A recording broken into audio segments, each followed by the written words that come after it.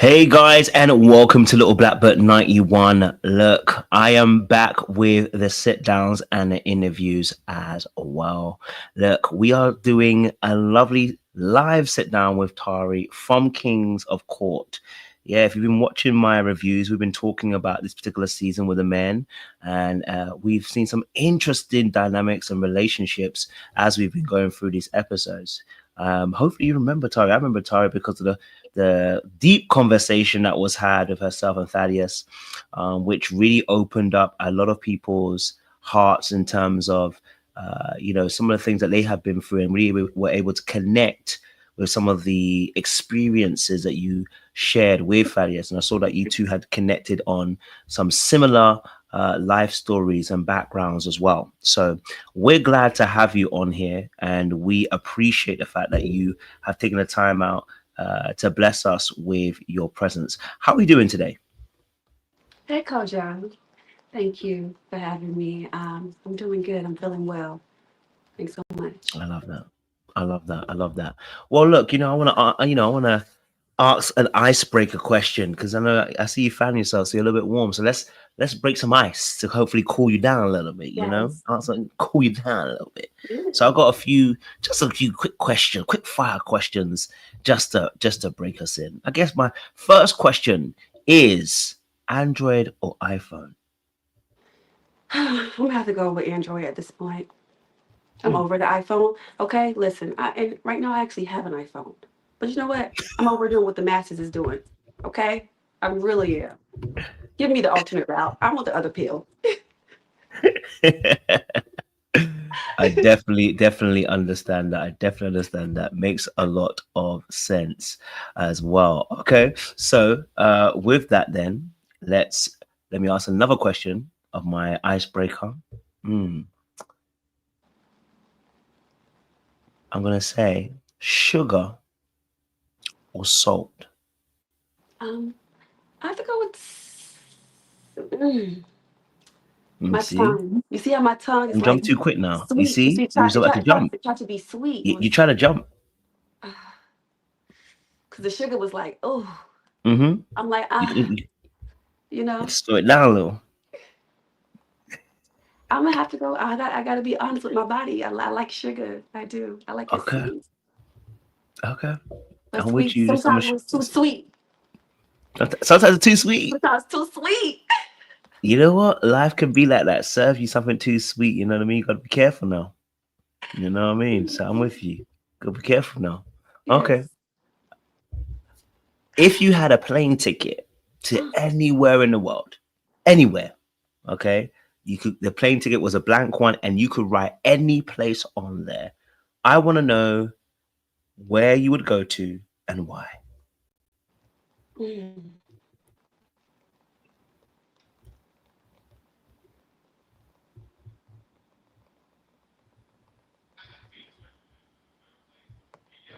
Wow. I would want to go to the place and to the time in the hospital when I was born and Oh, look at myself oh, as a child, as a baby coming out of the womb, mm, and tell myself that it's all gonna be okay, Tari. You're gonna do it. You're gonna get through anything that's in front of you with God. I will travel back in time with this plane ticket wow. Okay. and just hold myself. Now you said, listen, what is rules? I'm a Mhm. speak. You said I'm gonna be outside the box, and I like it. She said, listen, you didn't say you couldn't You did travel not. back in time. You said I'm gonna travel somewhere. And you said, I hear it. I hear it. I see you. You thought outside the box. I like it. I'm not mad at it. I'm not mad at it. I like it. I like it. Okay. Final question on my icebreaker. It's my, this is really gonna make or break us now. That's in terms of our friendship here. Milk or the cereal in the bowl first? Definitely cereal in the bowl first. Because you gotta like pour the milk over the cereal, like 2 times it's higher than the cereal, right? The milk gotta double the cereal. And if you're feeling real fancy, you put a little ice cube in there, like my dad used to do. I'm like, come on, dad, ice. I don't know you're gonna One say the cube. ice thing. I don't know. One cube. If you put 2 cubes, I'm gonna judge you like that's too many cubes. Just one. See, I knew it. I knew it. You gonna put a cube in the ice. Oh, you're gonna put a cube in the cereal. I knew he's one of them. Stay chill. Our friendship. I knew our friendship was gonna be a little bit rockier. You know what I mean?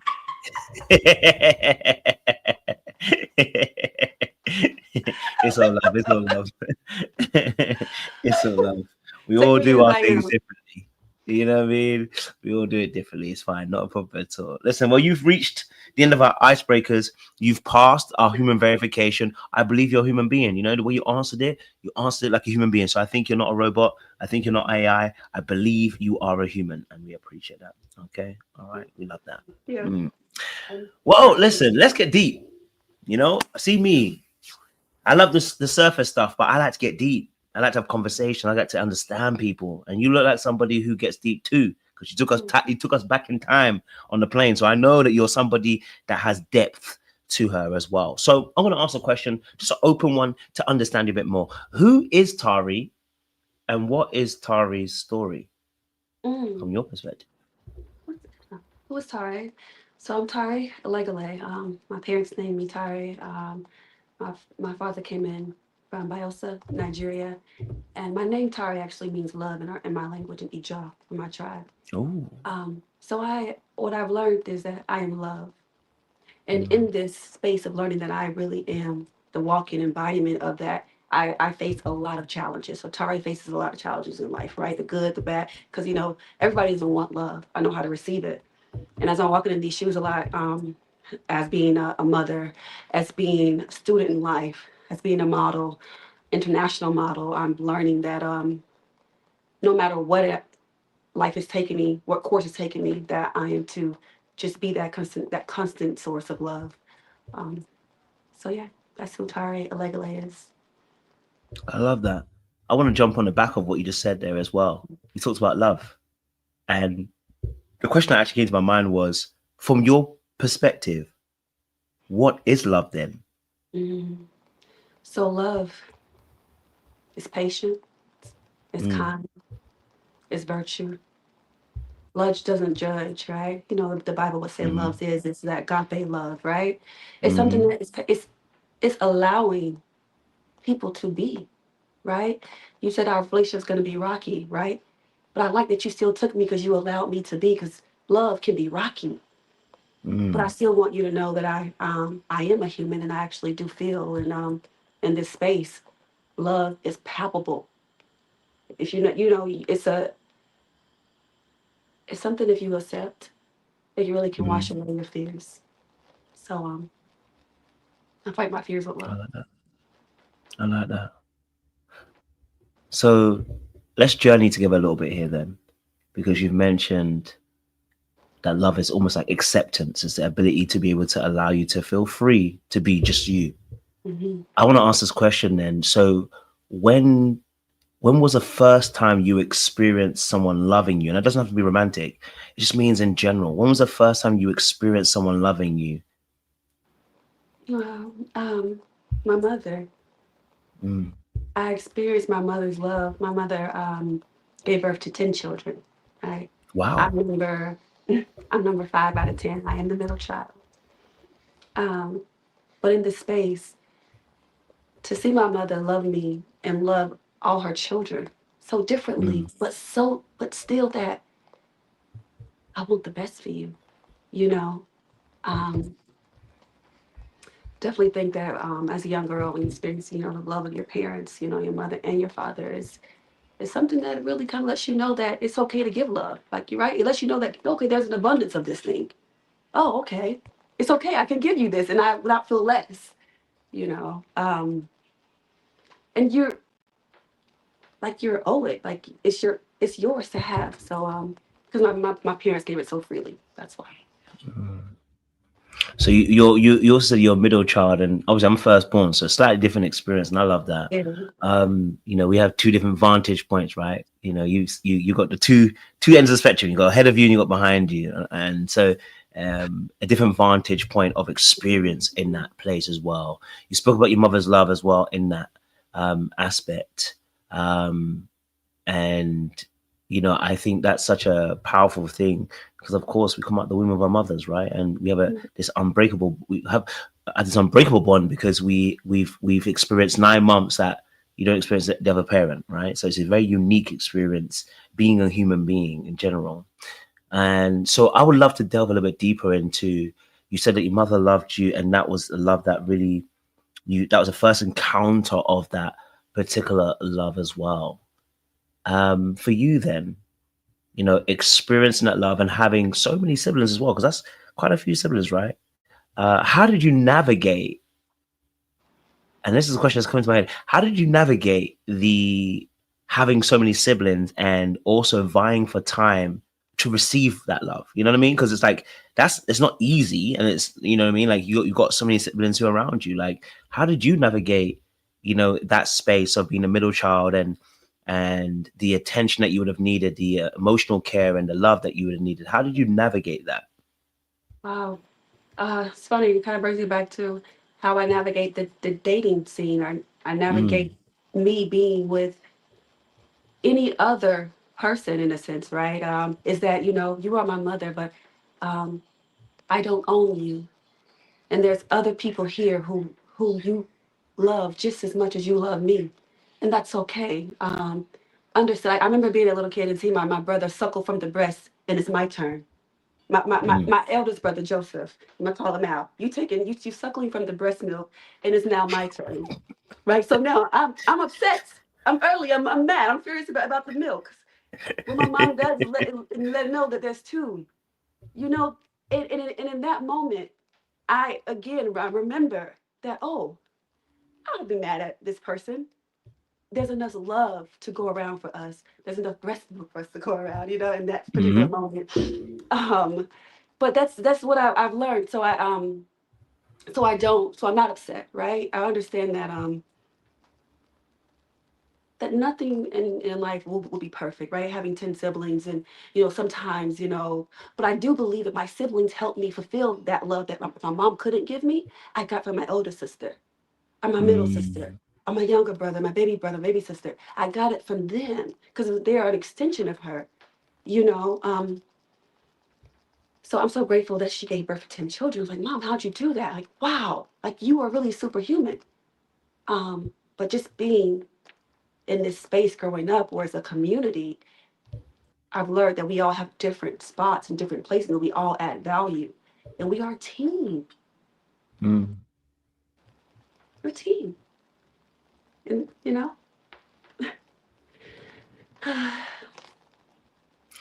teamwork. Our experiences shape us, and so I love that you're sharing that perspective because, obviously I'm one of four, but I'm the first, so it's different, yeah. You know what I mean? I didn't get to. I didn't have to. I mean, I also experienced that jealousy, regardless of whether you're the first or the fourth. You experience that jealousy a little bit as well Mhm. because, I remember having siblings coming out. I was like, bro, there ain't enough room in this house for an extra person. Like, where are you trying to go? Like, you know what I mean? Like, we ain't even got enough resources right now. What you talking about? And you know what I mean? Like, Do you see these that's not me pregnancy being reveal mean. videos lately? Do you see the videos where the parents tell the kids that they're having a baby and how the kids react to like the news? Have you I seen those haven't videos? seen them now. Oh my I God. haven't seen them. Just exactly what you're saying. But imagine like a 5-year-old child doing that and saying that. Like, Yeah, I can imagine. I feel for him or her because they're recognizing something that they're looking at the resources and they're looking at the fact they've got another baby on the way, and they're in their small minds they're calculating it don't make sense even in their brain. You know what I mean? It don't make sense. Now they're looking at mom like and dad like, I'll be making decisions, but I don't know. You lot, yeah, So uh, I've also been there, So I definitely resonate with what you said in regards to that aspect. And so you said something in amongst that, and I would love to just be able to, travel down that route because I think it gives us more of an understanding of who you are as well. Being siblings, being at one of 10, and lit and also like you said being a middle child, and then also you describing saying the parts where mom couldn't necessarily pick up, your sister wouldn't pick up for that. Looking back now as an adult and looking about maybe some of the relationships that you've been in, whether it's friendships, romantic, family, how do you feel that impacted you growing up in such an environment where so many siblings, mom's got to work, she got to make sure you guys are fed, make sure all those kind of things. So energy wise, she can't give you all that attention that you necessarily need as a child as well. Sister has to pick up that up. How do you feel that influenced and impacted you growing up and becoming the adult you are today? Definitely allowed me to explore my community. I played outside. Nowadays kids don't go outside, but I went outside. Like, we went outside to the park. I made friends in the community, and having friends outside of your home. I mean, valuable friendships. People who you've known since elementary school, right? You grew up together. So doing that, finding relationships outside of my home and being a part of, like, track team, softball team, dance step in my community, like, it allowed me to find fun outside of home and find more connection outside of home. So yeah, for sure. Love that. Did that play any role in you? Because now, like I said, you're an international model. You're somebody who, and you have a very striking look straight immediately when you see you. You have a presence and a poise, right? And an energy that exudes and kind of just, I wouldn't say take over, but it flows when you're in a room, right? I can feel it even when I'm talking to you. Did do you feel like your upbringing contributed towards you becoming this model in your older age at all? Or was it something that just kind of just blossomed and developed maybe later on? It just kind of fell in your lap? Because sometimes these things just kind of fall in our lap. We're just blessed and it falls in our lap. Do you think your childhood kind of impacted that Yeah, particular you definitely. going into that field? Wow. Yeah, definitely. I would say my childhood definitely impacted that. I've always, my skin has always been this deep mahogany brown. Mm. I've always been this thin, right? So I've always looked a little bit different than all of my other Yeah. siblings too, and everybody else around me. So with just me being me, it allowed me to find my lane. It's like, you know what? I think people enjoy looking at me, and they don't, maybe I don't know why yet, and maybe I don't know why yet, but it seems as though that this is something that's that I can't escape. Um, so I decided to quit my job. I got a degree in health science and went to UCF and FAMU. Shout out to Go Rattlers Wow. and Knights. And I ended up getting a degree working in the healthcare industry for a few years and walking out on my job one day, moving to Los Angeles and saying, you know what, I'm going to follow my dreams. I believe that I have a life in modeling. And Mm. people looked at me like, okay, you're older, you have children, you can't do those things. What are you doing? Okay, well, watch me. I'm going to go now. Okay, so I went and I just really realized this was my natural calling.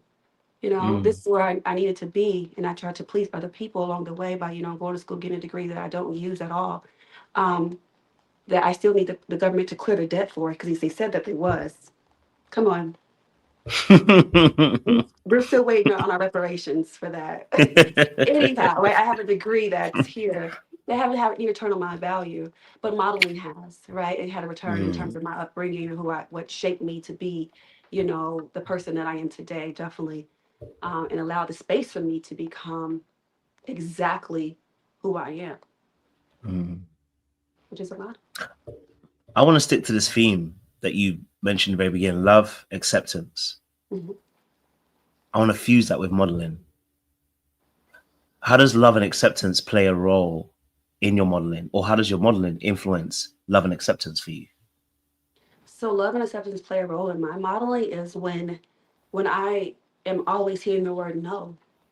I Mm. have to remind myself to love myself and accept that their brand and their vision isn't the way. They don't see me as their brand and their vision, and that's okay.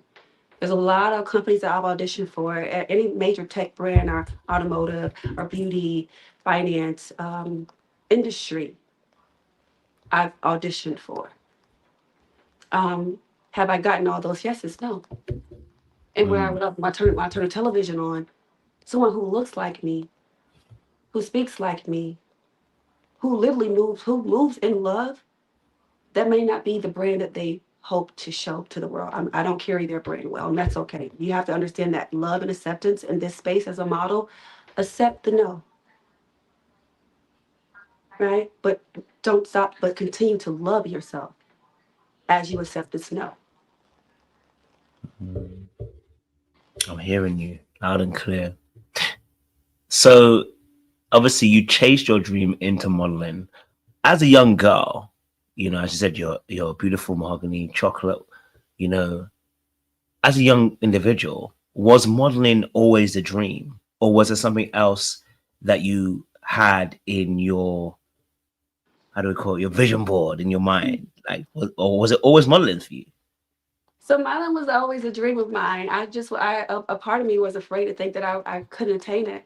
Mm, Because when I grew up, I didn't like it in around being still skinny, dark skin, deep mahogany, deep brown, being first generation Nigerian in America.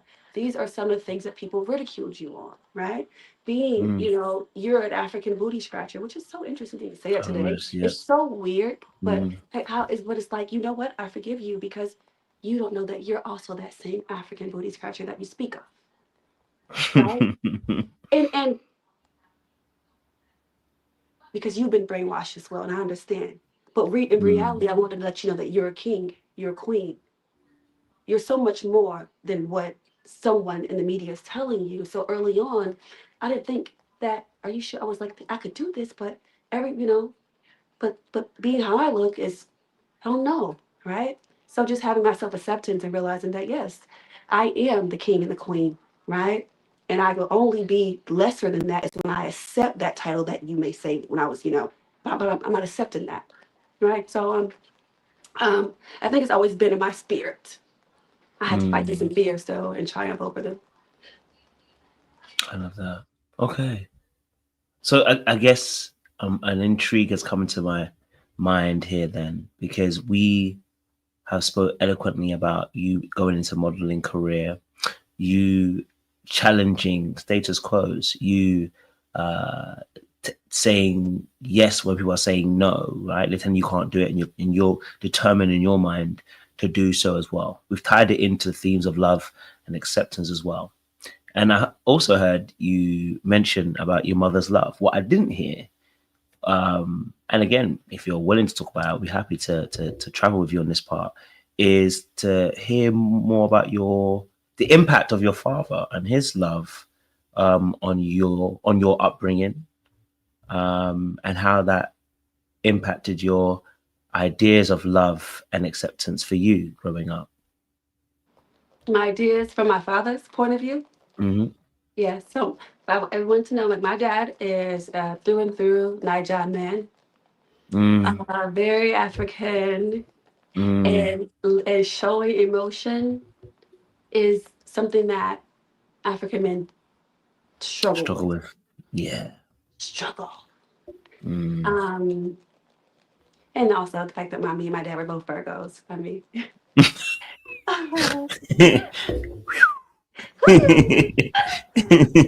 Dad, it's okay to cry. No, Dad. Oh man. So again, like my dad was very straight and narrow, he was. Mm, But I know my dad loved me, and it's just the way that African men show love. I think it's a lot different. My mother was more like, moving, shaking, dancing with us on the dance floor. She at the party too. Hey, mom, why you at the party? You at the party too? hmm. So, my dad is home looking through briefs and stuff. So I think the way that my father showed me love was just more so for just being there and providing. And I think that definitely, when I do meet men that same way, I'm like, oh, you're acting like my Mm. dad. It's okay to cry. You can cry on my shoulder. Look, lay right here in my bosom. It's okay. And it's okay. It's a safe space. Hmm. So my dad has taught me to be more of a safe space for men, for they can Mm. be to show their full emotions, because I do know that you have them. It's just you have to find that safe space to where you're able to lay them Mm. down. So my dad has taught me to be that space for men that I encounter and I'm with, because what is like just it's a sigh of relief when you're able to have that. I think for anybody, man or female. No, I definitely agree with that, and I can understand. the African dad as well, being a Ghanaian man myself. I understand, the African dad, where it's like I put food on the table, you got clothes on your back, there's a roof over your head. That's a love I'm going to give That's you. it. You understand? But that Yeah. was So my hug. go for it. Sorry. No, like that was my hug.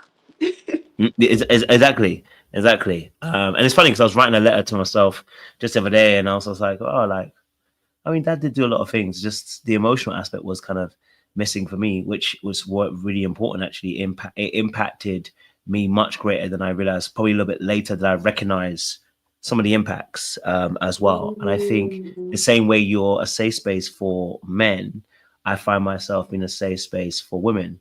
But I mm, also recognized how that led me to really bad relationships because I was mm, above the builder. You know what I mean? I like a project. mm, I want to be. I want to play doctor. You know what I mean? I want to be able mhm, to kind of piece that person back together again. You know what I mean? mhm. I wonder if you noticed any of those kind of patterns, maybe in your dating history, of the impact of your father being someone more stoic. Not necessarily as forthright with his love and affection for you. Did you see how that affected your dating patterns in your adulthood? Oh wow. I like how you're I'm like I'm actually getting therapy right now. Thank you. Yeah. Yeah. Get the box of tissues. Wait. We're gonna cry together, don't worry. I'm so sick of you right now. I So got you. yeah, definitely. Definitely. I'm dating people that you're right, like I need to repair and I don't need to do that. And I think Mm, that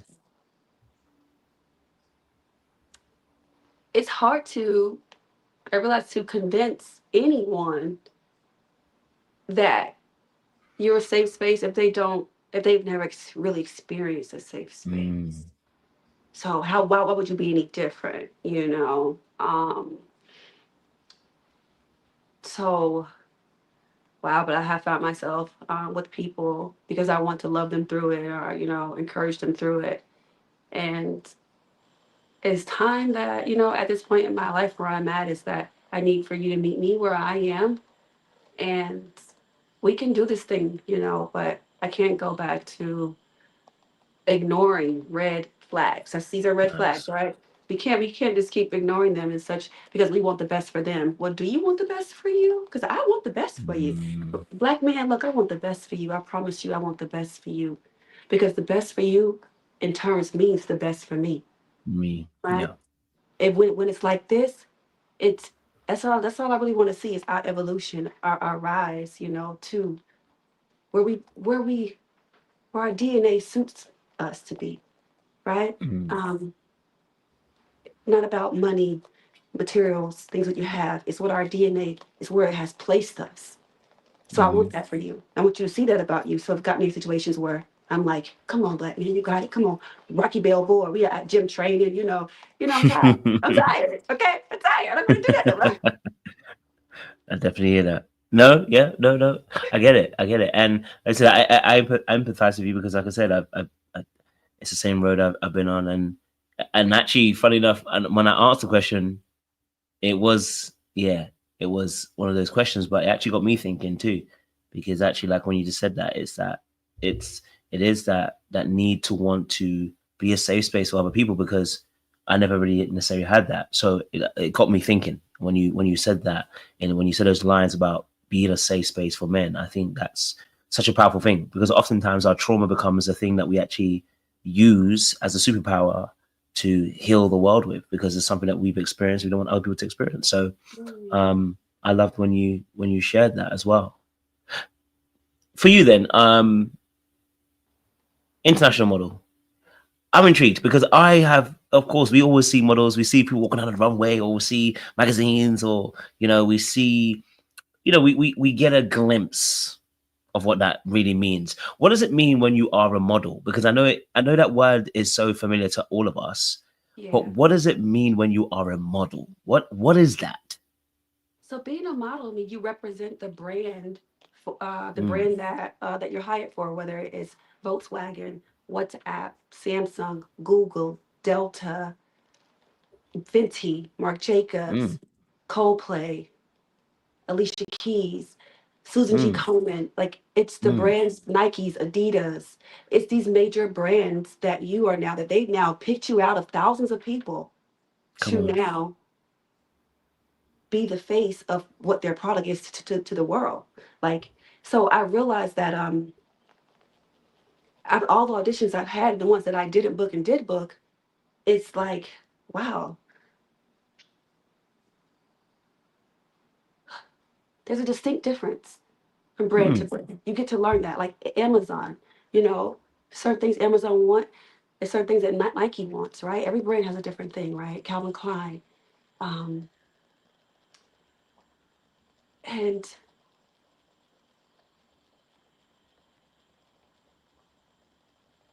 a model, you have to understand that you are representing this brand, right? And you, all right, sometimes it's fun, like doing the mm. painters and what is it?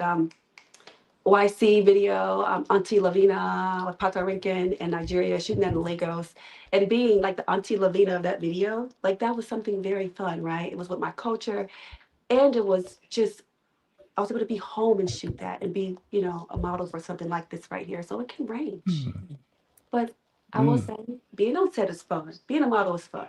You get to be on set. You get to have good food, trailers, enjoy hair. Well, I'm in hair. When they get to do my hair, they look over, you know, put a little brush to it. That's No, it. we like this hairstyle. Thank you. Audience know I like it like this. My favorite Thank hairstyle. you. Yeah, yeah, for a while now. That's all right. You rocking it, so we love it. Okay, so for you, you've it sounds like you worked with a lot of different unique brands. Hmm. Within that scope, and like you said, you have to be able to fit to the mold of what the brand necessarily wants. What has been maybe your most enjoyable experience, or yes, a most enjoyable experience in terms of working with a brand, and who was it? What was it like? Why was it your most enjoyable experience working with that particular brand? If you're allowed to say, because you know, we understand that, you know, Yeah. respect Okay. to it as well.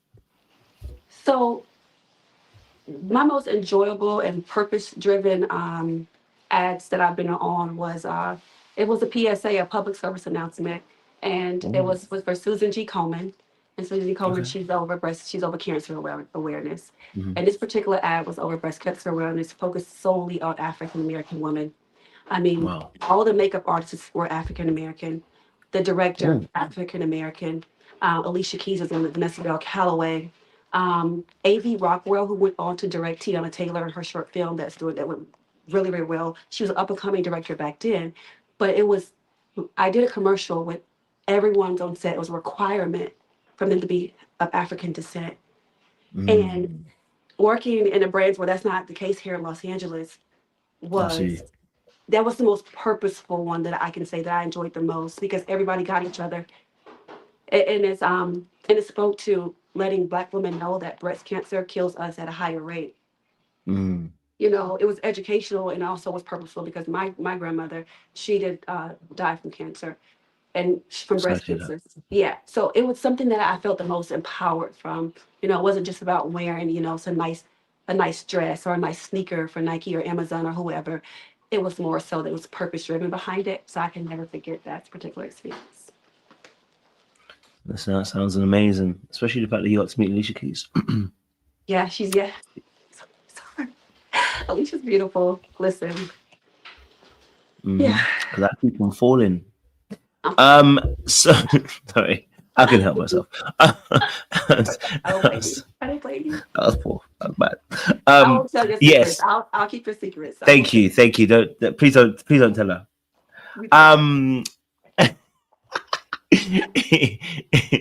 so obviously, being the successful model, being international, enjoying your job, you know, getting to work with brands, you know, and getting to really be able to enjoy your life from a perspective of living your dream.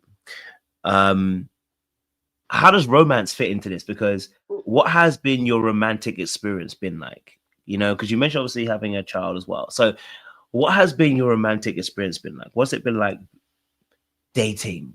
You know, and in from your I guess late teenage years, your more adult formative years? What has dating been like from your experience? Ah, dating for me, it's really challenging. I'm just have to be Mm, honest. So it's to navigate this space. Um, I definitely have trauma around dating and relationship. okay. My eldest daughter, Trinity Faith, um, her father, we were together since we were was children. Oh When I was wow. carrying her, yeah, I was carrying her. I was about 4 months and 4.5 months pregnant during the time. The love of my life, he was shot and killed, fatally shot and killed. So my So sorry. daughter, it's I was like, really, really, God, I, Mm, I still ask like, why you, you know, um, but it really, really affected my dating life. I never really wanted to be a single mother. Didn't want to. mm, Um, but it required this new person out of me, and it required me to have this unwavering faith. The message that he left for me. So my daughter name's Faith, Trinity Faith. She's a senior in high school now. Get out, and but it really changed my dating life, my dating world. So I knew, or I felt the love that I felt. It's hard for another man to match that love in a sense. And I don't say match it, but I just come in being genuine. We were children when we met, mm. right? So no one's looking for something from you, right? In a sense, Yeah, right? exactly. It's like it's very honest when you're a kid in a Mm. sense. Like It's very kids say simple. right, it's very simple, right? Yeah. Mm, So now dating, it seems that, you know, I think Eartha Kitt said this that I think men always want to lay me down, but none of them want to pick me up or lift me up. And mm, I think that that's very powerful, and it's also been my plight and my experience with dating. And I'm not interested in that because I have daughters to raise. And mm. so yeah, dating is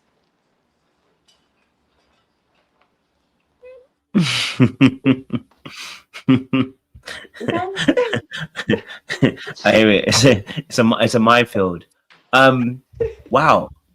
And do you know it's interesting that you mentioned God in that perspective in terms of, and I think that's a real aspect, right? It's like you had been with your the father of your kids for since you're young, right? And then it's like taken away from you, right?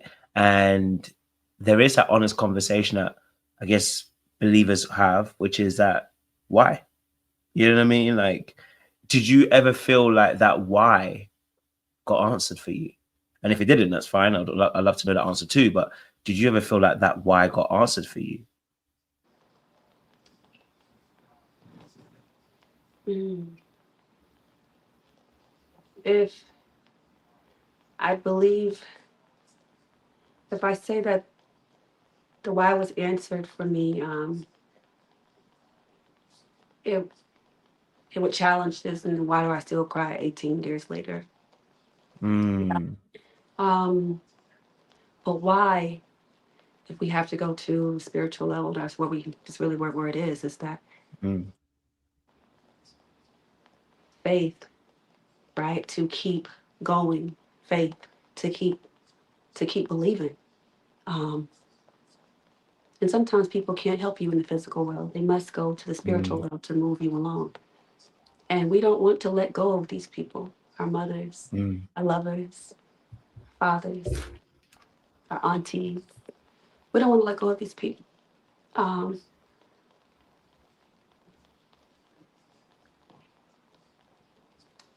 so I guess my why is its answer, and then do I want to accept it? Is this the acceptance part of my why? Is, mm, well, I miss you so much, mm-hmm, you know. But it was for me to keep going and keep believing, mm. to have faith.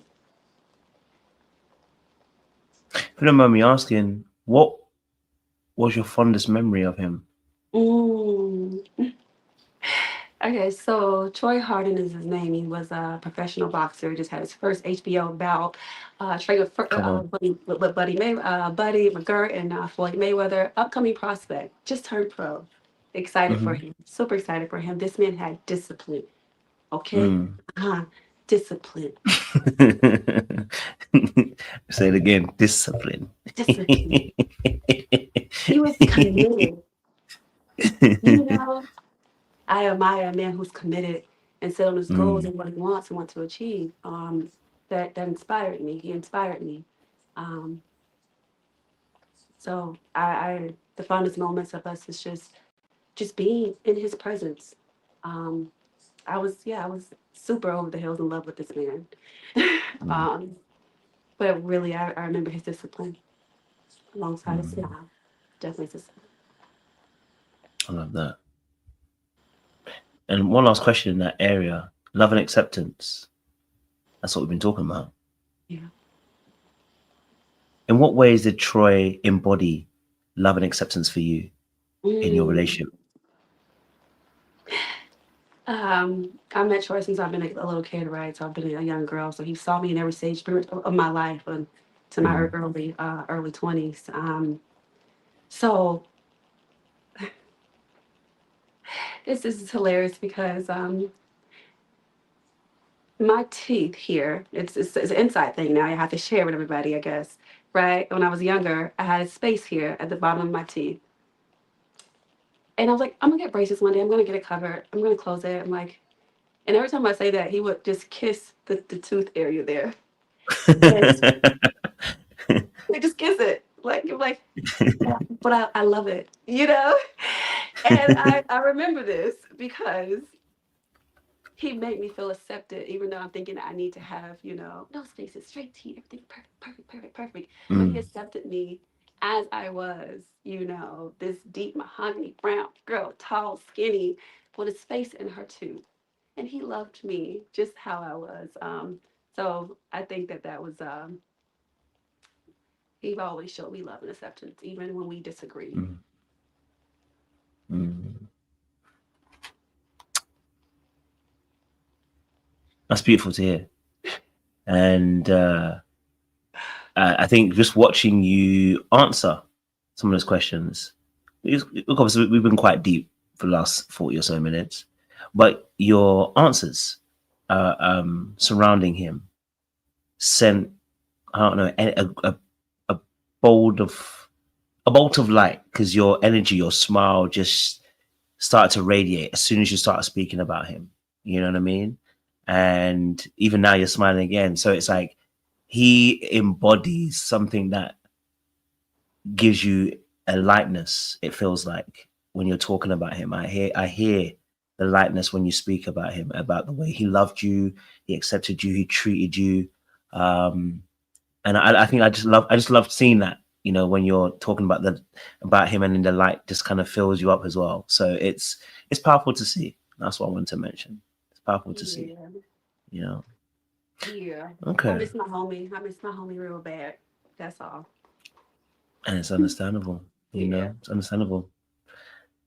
With that being said, you've talked about the dating scene not necessarily being as generous and kind in that respect, but you found yourself on Bravo's King's Court, Hmm. and I want to know, how did you find yourself on that particular show? How did we get from Miss International model, and find ourselves on King's Court, Bravo? Oh Talk to me about Lord. that journey. How did we find ourselves there?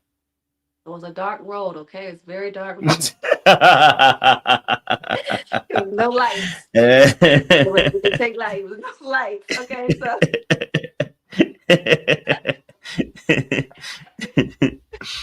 yeah, I mean, I was in Mhm. a very dark place in my life, very sad place in my life. I was in a Mm. situationship with somebody else Okay. person. Yep, it was a situationship.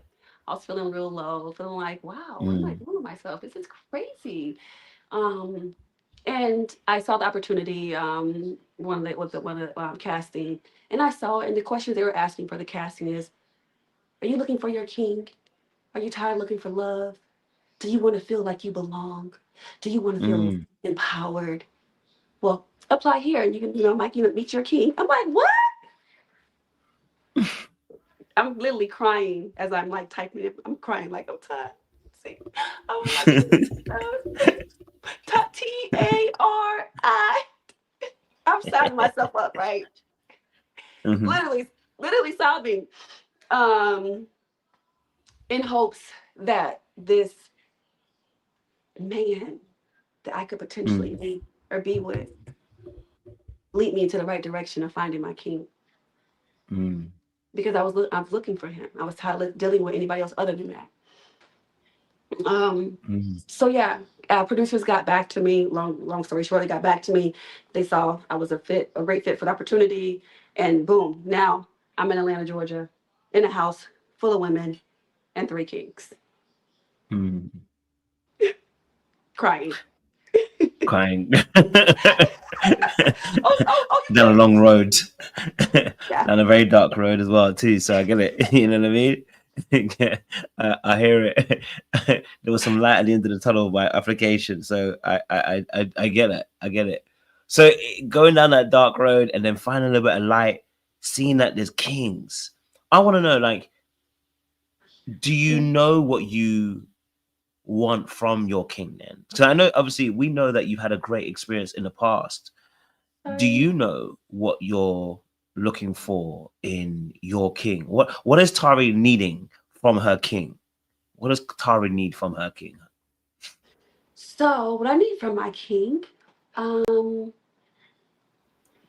I need openness and compassion. Mm, I need my king to be flexible and in the moment, like present. I need my king to be in his body, right? And honor himself, and also to honor me in that process. Um, I really needed in need of a man who also has that understanding of love, that unconditional love.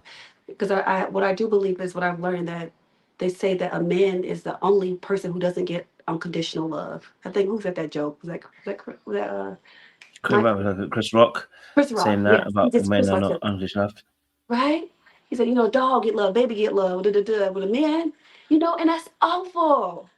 So I would love for my king to know that is possible for unconditional love. Um, Mm. yeah.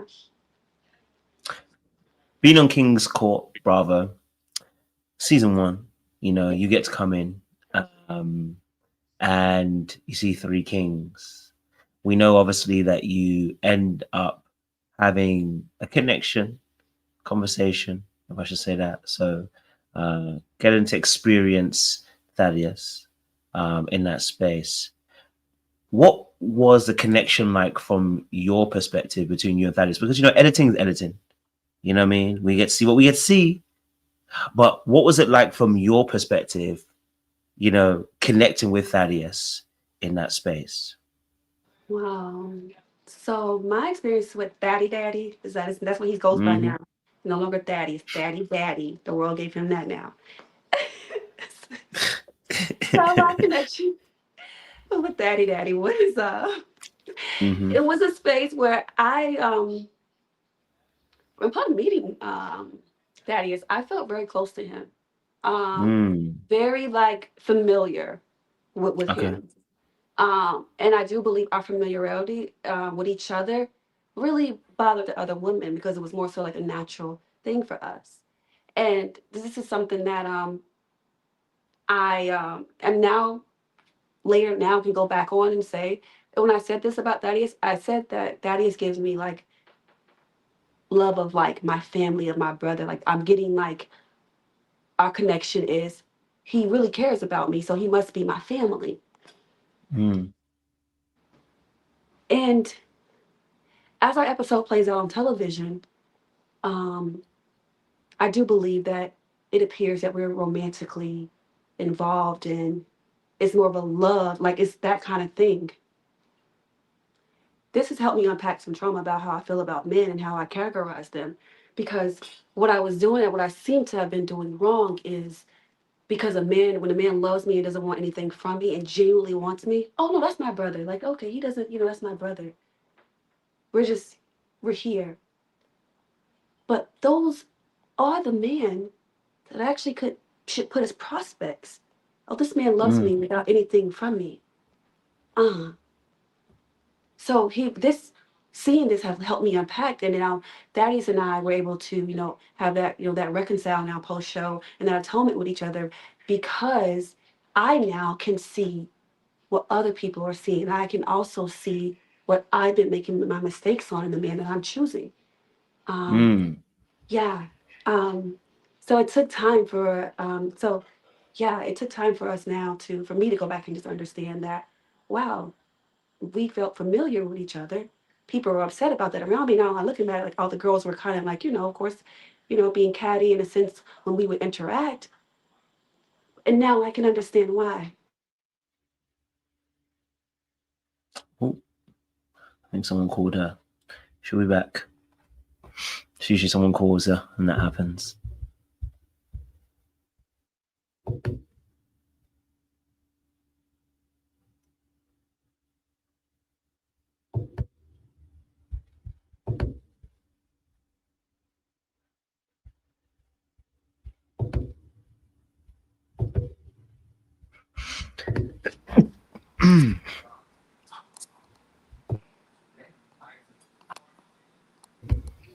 Oh, we can hear you, but we can't see you.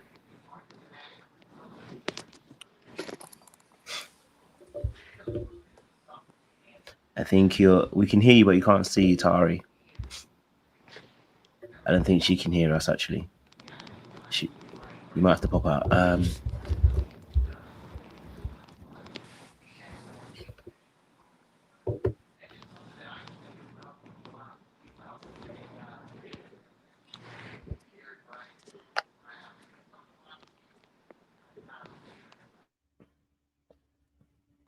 Back.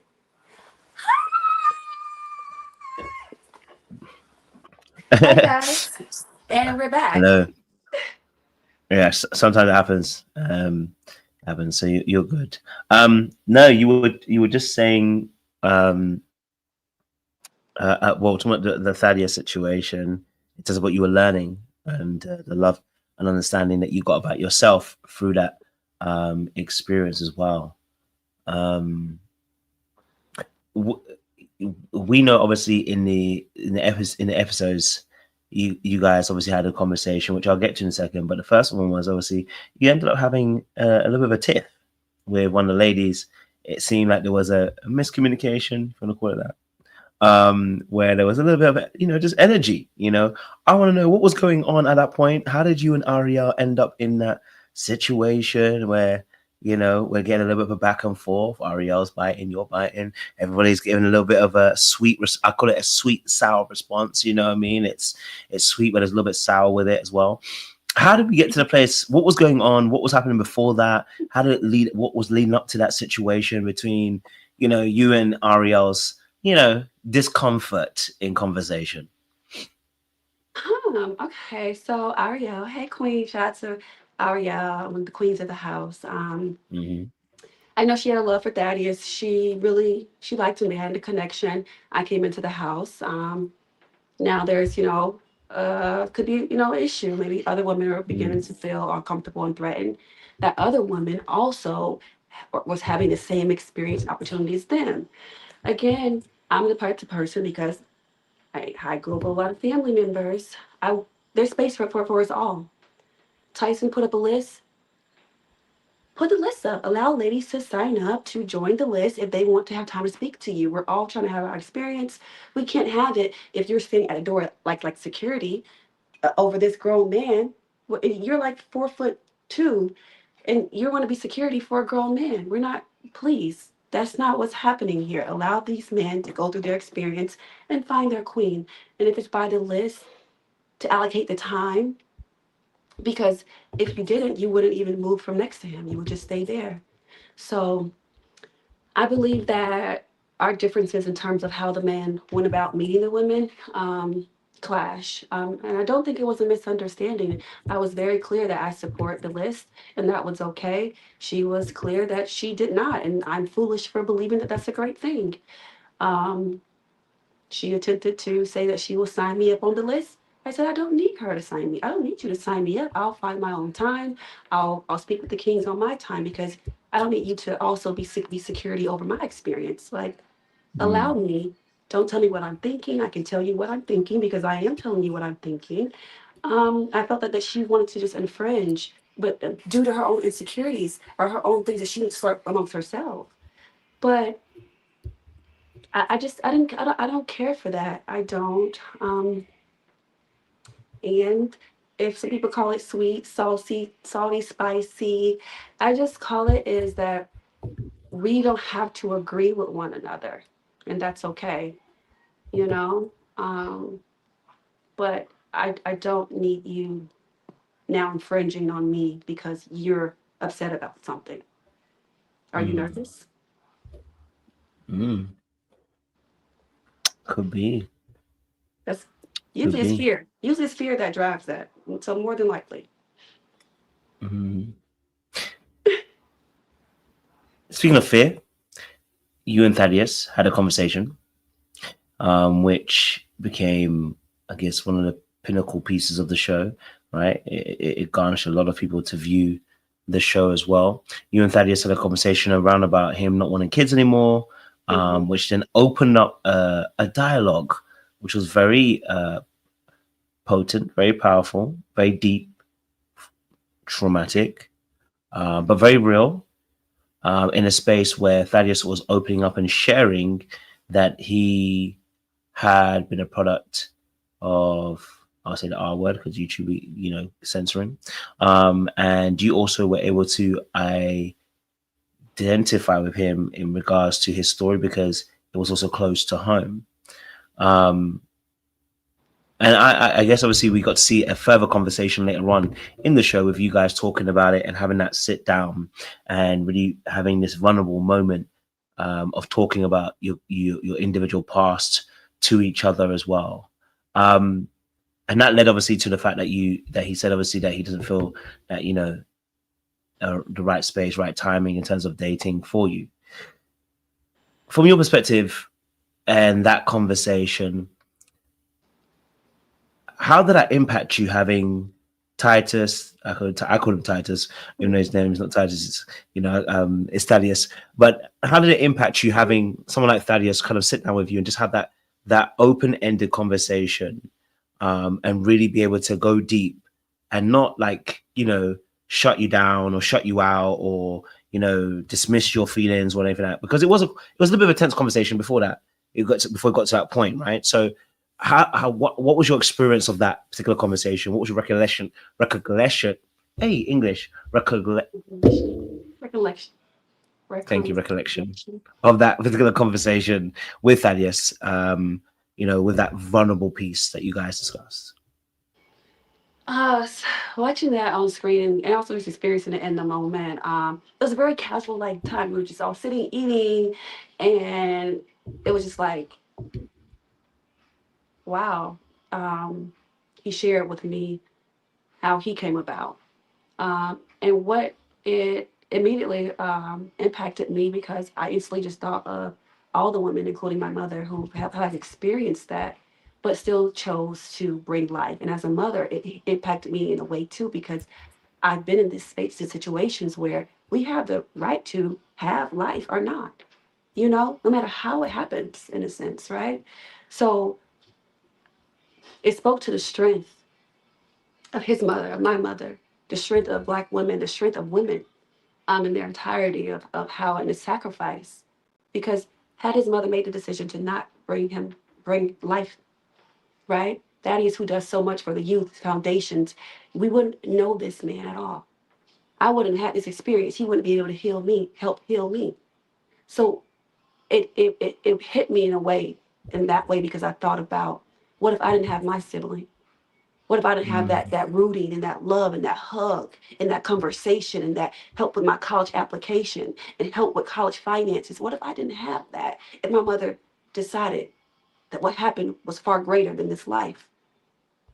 I thought about all those things in that moment. And it hit me in a way that I wasn't prepared for. It literally, it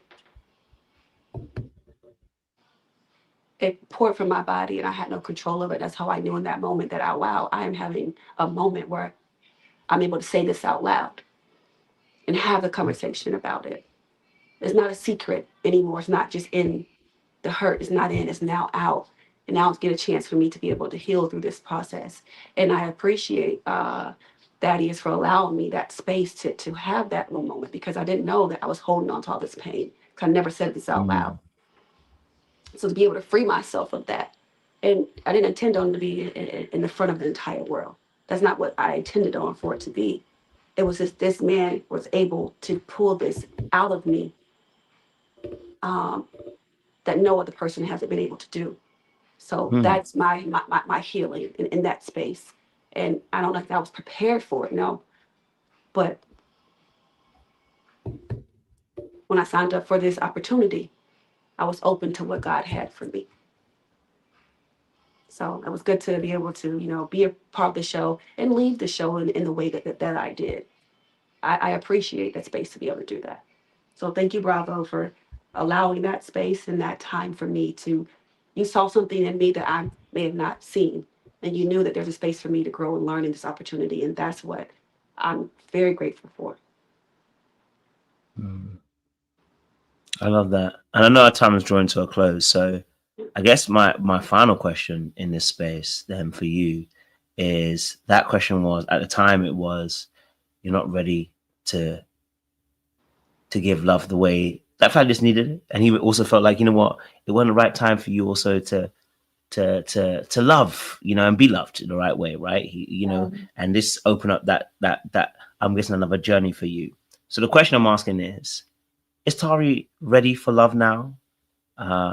Is Tari in that space to grab it with both hands and receive love in 2025? Or is Tari taking a bit more time for herself to love more on herself and just spend more time with her, as a person? Where would you say you are now? Is your final question for the day. Where would you say you are now? Thank you, Coach, for this question. I definitely think that I'm more so in a space and open to receive love. Mm, I do think that this, and the amount of people who are pouring out to me and men who are pouring out to me, in a way that's so healthy and beautiful, and saying like, wow, like, even in this uncomfortable topic, there are men reaching out and saying, wow, I like what you're doing. I like what you're doing. You know, I love that. So I do believe that now I am more open to receive love, because I'm now also aware of some of the things that I can improve in, of some of the things that I can be a better person mm, in. I don't got to say all that I'm mm, thinking. I want to, but I don't have to. So mm, some of the things that I'm learning from seeing myself on major reality TV network, such as Bravo, I'm now learning some things about myself that I wasn't ready during that time. But yes, being in that space has definitely prepared me to be a little bit more closer and more attainable to me. Now I'm like, oh, okay, I don't have to hold this mm, pain in. I can let it go. I can be safe with you, and you can be safe with me too. Wow. So I'm so happy for where I'm going, and happy for my king, to meet my king and enjoy my king and be in that space of safety. mm. Okay.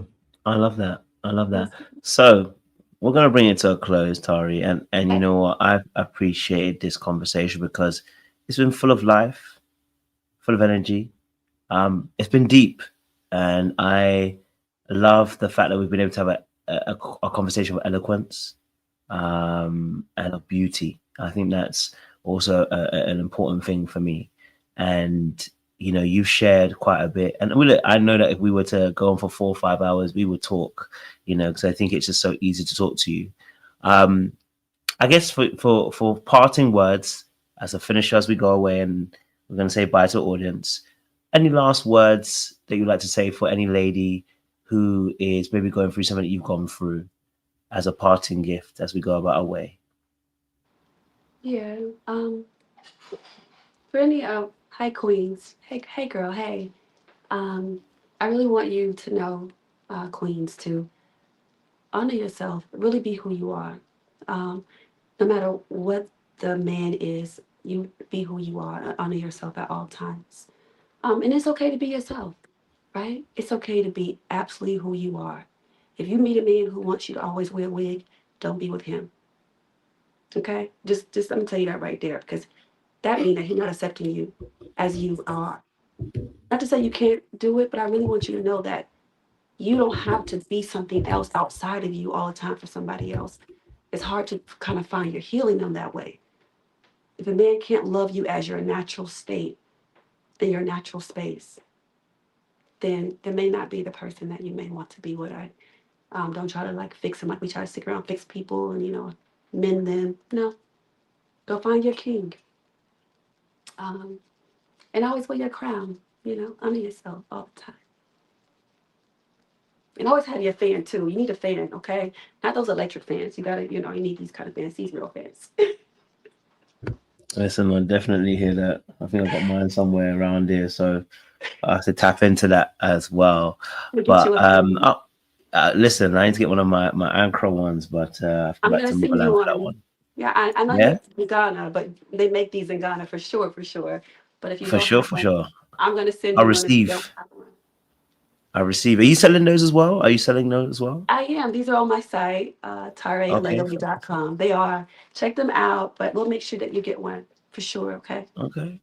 Well, listen, audience members, please go and check out Tari Allegra as well, and make sure you go and support her. Buy some fans, guys. I know we all need it, and it's hot where you guys are. All right, some of us are in the freezing cold, but we can still use a fan. You know what I mean? So, Tari, it has been a pleasure.